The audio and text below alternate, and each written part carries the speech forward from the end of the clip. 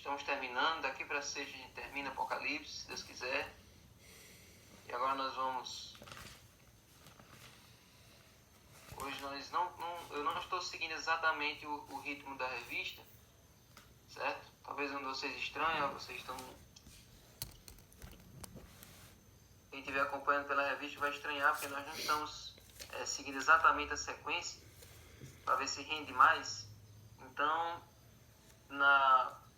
no dia que a gente estudou, que foi no domingo, nós estudamos no capítulo 19 sobre o cavaleiro, certo? O cavaleiro branco, que está vindo para vencer, que é o próprio Jesus. Nós estudamos sobre a volta de Jesus de uma forma mais triunfal, de uma forma mais bélica, ele vindo com toda a sua glória, com todo o seu poder, com todos os anjos, numa guerra contra Satanás. E aí no capítulo 19 ficou mais alguns detalhes sem a gente ver. Por exemplo, o que nós vamos ver hoje, que é as 3 ceias do Apocalipse. Sabia que o livro do Apocalipse ele tem 3 ceias, 3 momentos de jantar, 3 momentos que ocorre esse momento de refeição? Pois é, então nós vamos rever, nós vamos estudar essas 3 ceias. Uma delas está lá no começo do livro e 2 delas estão aqui no capítulo 19, certo? Então eu decidi desmembrar, fazer em 2 dias, para que esse conteúdo fique mais bem aproveitado. Então, a primeira ceia que aparece no livro do Apocalipse é aquele famoso verso que está em Apocalipse 3, verso 20 e 21. Então, é a ceia da graça. A primeira ceia é a ceia da graça. Que diz o seguinte: eis que eu estou à porta e bato. Se alguém ouvir a minha voz e abrir a porta, entrarei em sua casa, cearei com ele e ele comigo. Ao vencedor darei o direito de sentar-se comigo no meu trono, assim como também eu venci e me sentei com meu Pai no seu trono. Então veja, esse daí é a ceia da graça. É a primeira ceia do livro do Apocalipse. Essa ceia, gente, é um convite que Deus faz ao nosso coração. Aqui Jesus está junto à porta. Muitos pensam que essa é a porta da graça, é a porta da oportunidade, é a porta do céu. Não é. Essa porta ele não pode abrir por conta própria. Ele não pode chegar e abrir essa porta. Essa é a porta do nosso coração.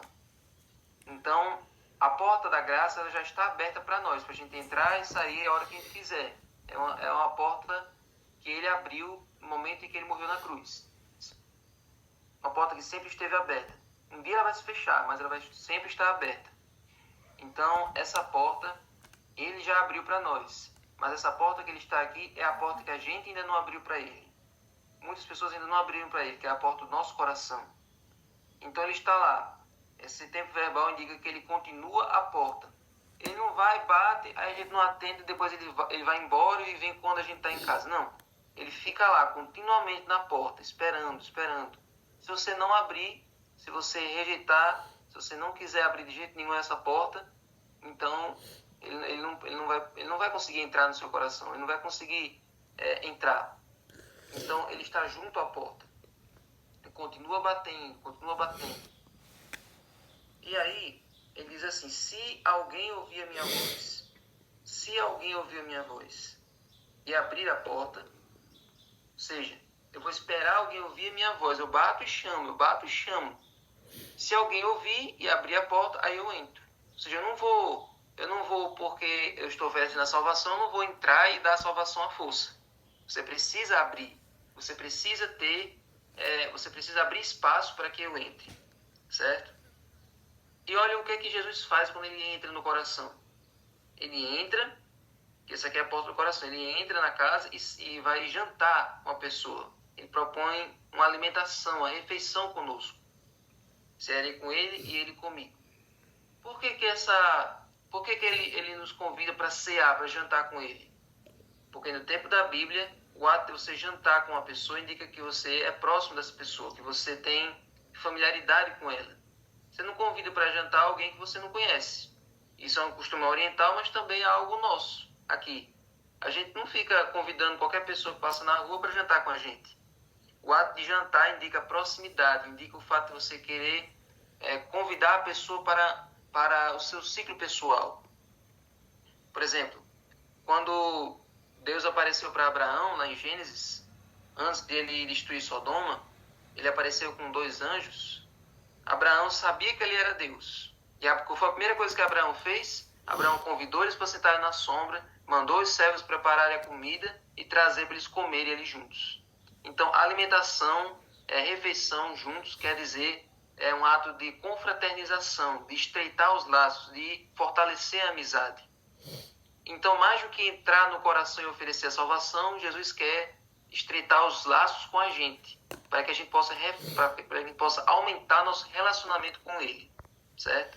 E outra coisa, essa refeição que Ele quer fazer no nosso coração é só um ponto de partida. Ele quer fazer muito mais. Ele quer continuar vindo e se alimentando junto conosco. Não era isso que Ele fazia com Adão e Eva lá no Éden? Lá no Éden era desse jeito. Todo dia de tardezinha tinha aquele momento da resenha. Ele vinha, conversava com Adão e Eva, explicava para eles o que eles não sabiam ainda. Eles caminhavam pelo jardim. Todo dia tinha esse momento da comida juntos, esse momento da alimentação ali. Então, é por isso que Jesus pede para entrar no nosso coração e para ter esse momento de comer junto. Comer junto indica amizade, indica proximidade. Então, essa ceia da graça, essa primeira ceia da graça, acontece quando a gente se entrega a Jesus, quando a gente permite que Ele seja o nosso Senhor e Salvador. No momento em que você permite que isso aconteça, então você é justificado pela graça de Cristo, e aí acontece a primeira ceia da graça. E essa é só a primeira de muitas. Todos os dias, quando você pega a Bíblia e estuda, e você tem o seu momento de comunhão com Deus, você novamente está comendo junto com Ele, comendo todos os dias a palavra dEle, certo? Essa é a primeira ceia, a ceia da graça. Todos aqueles que aceitam essa ceia, eles já estão se preparando para a segunda ceia que nós vamos ver agora.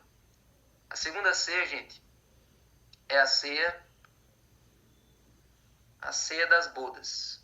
E agora nós vamos para Apocalipse, capítulo 19, verso 9. A segunda ceia, a ceia das bodas do Cordeiro, é a que está no capítulo 19, que foi o que eu pulei no domingo, e agora nós vamos explicar. Diz assim: então o anjo me disse, escreva, bem-aventurados aqueles que são chamados à ceia das bodas do Cordeiro. E acrescentou, são estas as verdadeiras palavras de Deus. E na verdade começa um pouco antes, ao verso 7 e 8. Alegremo-nos e exultemos e demos-lhe a glória, porque chegou a hora das bodas do Cordeiro, e a noiva dele já se preparou. A ela foi permitido vestir-se de linho finíssimo, resplandecente e puro, porque o linho finíssimo são os atos de justiça dos santos. Tem algumas pessoas aqui que estavam esse domingo agora lá no do Eliseu. Eu preguei sobre as duas parábolas de ceia que Jesus contou. E tem tudo a ver com essa ceia aqui. Jesus, ele prometeu para os discípulos, lá na Santa Ceia, na Santa Ceia, de que ele não ia tomar mais aquele vinho até o dia do grande jantar, até o dia da grande ceia lá na eternidade, lá no céu. Então, Deus tem essa ceia preparada. Deus tem essa mesa já posta.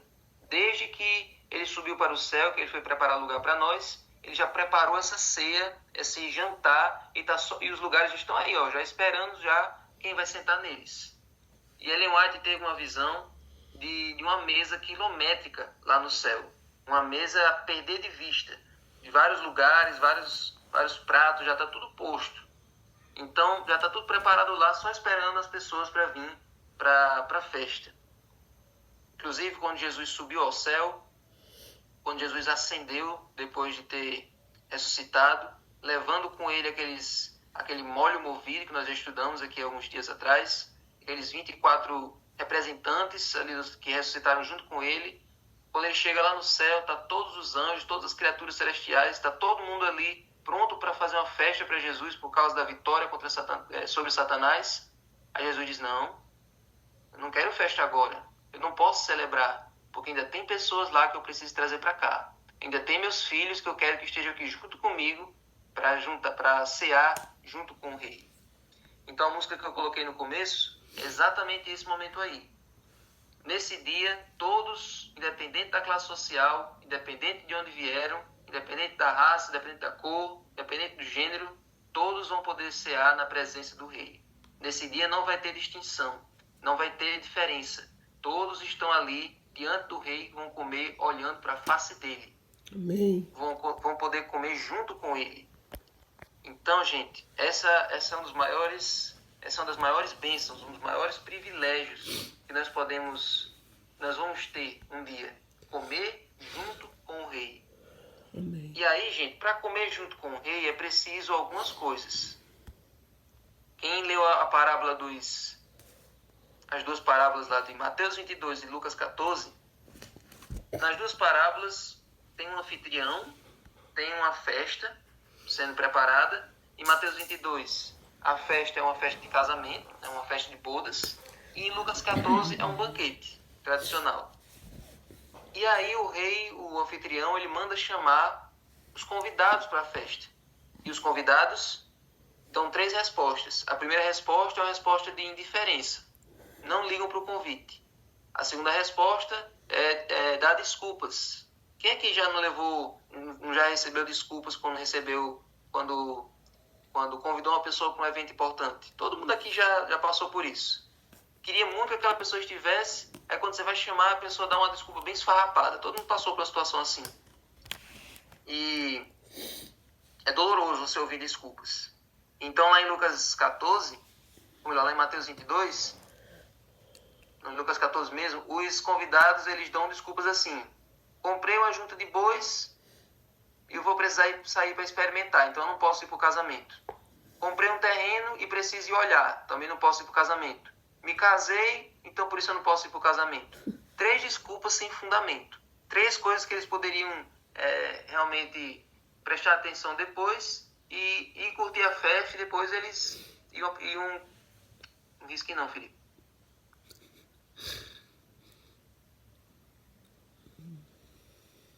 Eles podiam curtir a festa e depois iam cuidar dos seus compromissos. Então, esses convidados deram 3 desculpas esfarrapadas. E depois disso, a terceira resposta que eles deram foi uma resposta de agressividade, matando os mensageiros que convidaram eles para a festa.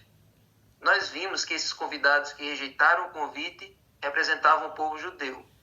Os judeus receberam várias mensagens dos profetas, convidando eles ao arrependimento, convidando eles para aceitar a ceia da graça, convidando eles para se reconciliar com Deus, e o povo de Israel rejeitou o convite.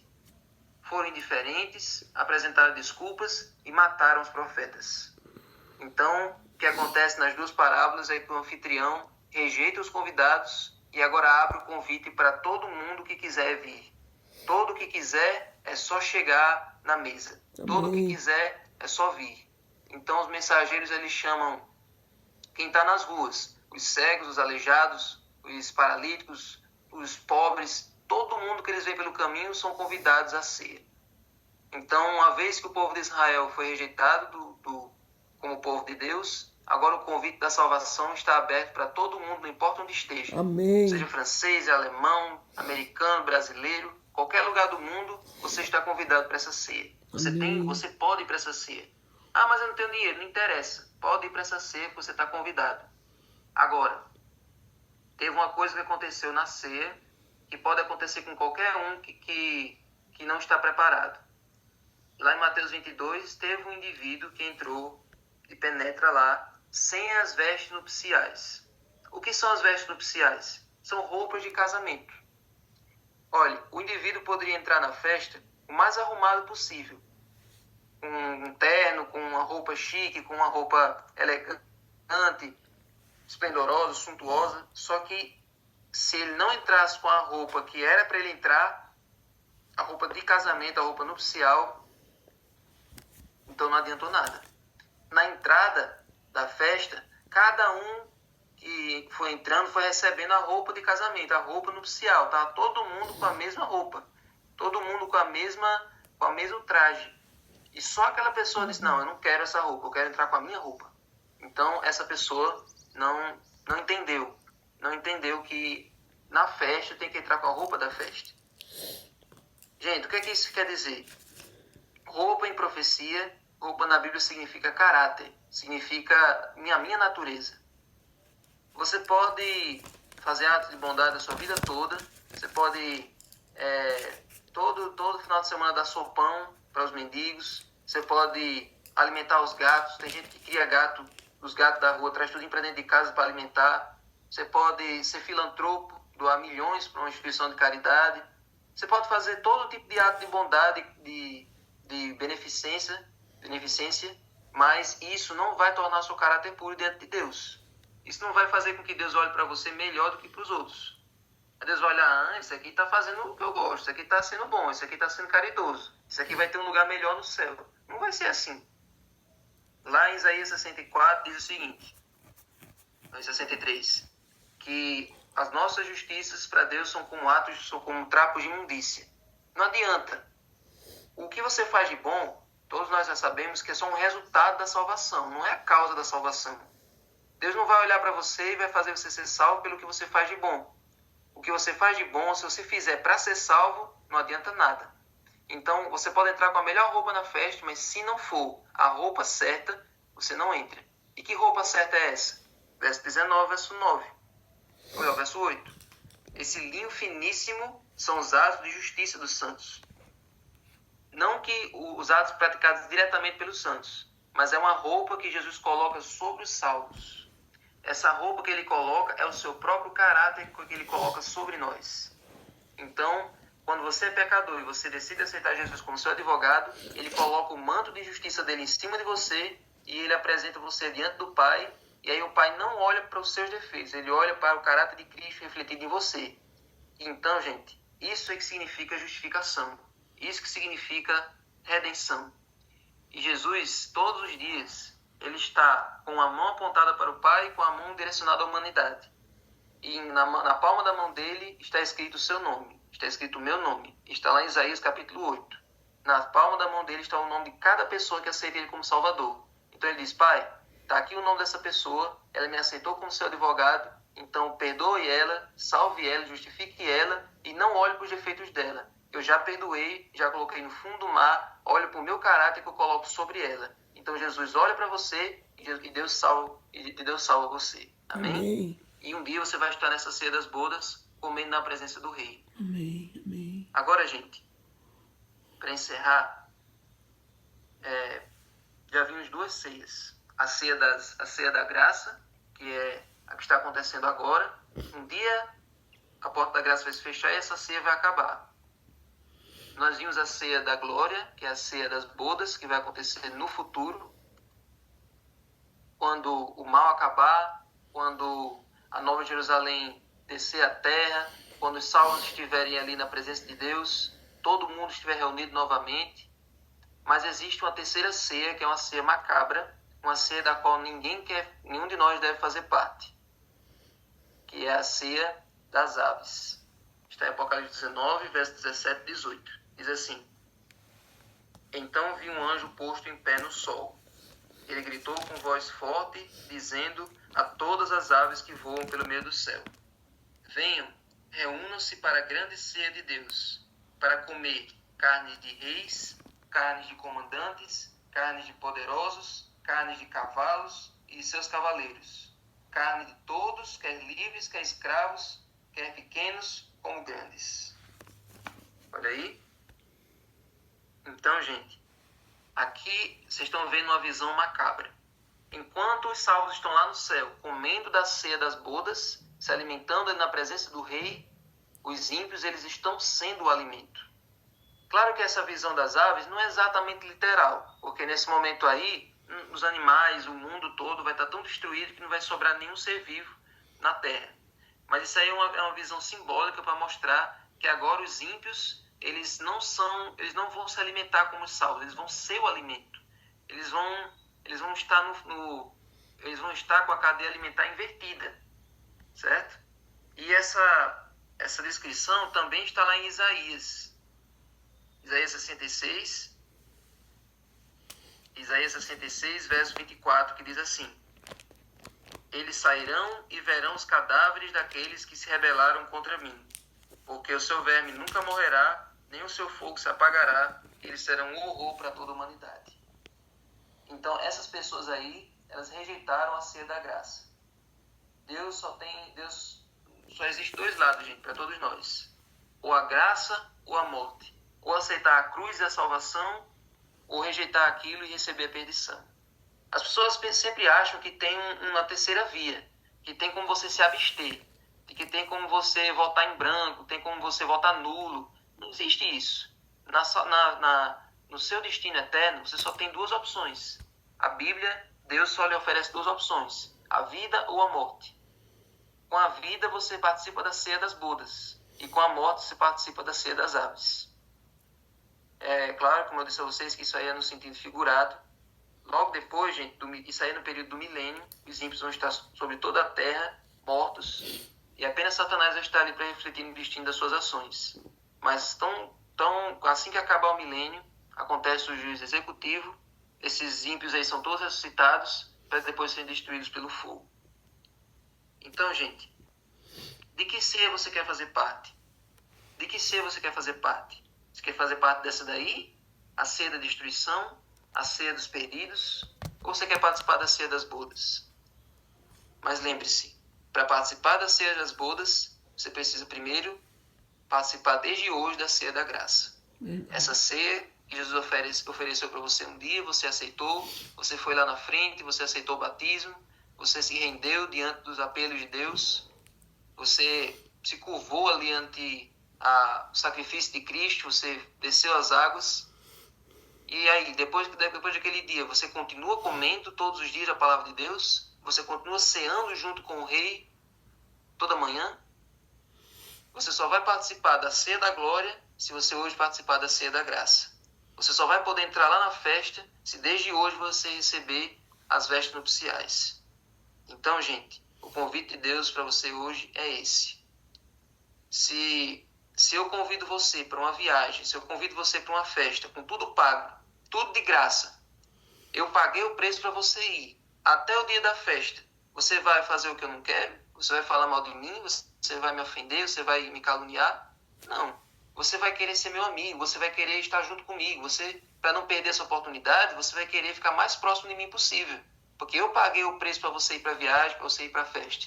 Então, com Jesus é do mesmo jeito. Se ele pagou o preço da salvação, ele quer que você faça o que ele pede. Então, seja obediente aos mandamentos dele. Esteja junto com ele, caminhe junto com ele. Ceie com ele todos os dias. Abra a porta do seu coração para que ele possa fazer a transformação em você. Amém? Senhor Deus, muito obrigado, Senhor, porque o Senhor nos convida para a ceia. Sim. O Senhor nos convida para comer junto contigo todos os dias. Amém. O Senhor quer ser íntimo da gente, assim como o Senhor era do primeiro casal lá no começo de tudo.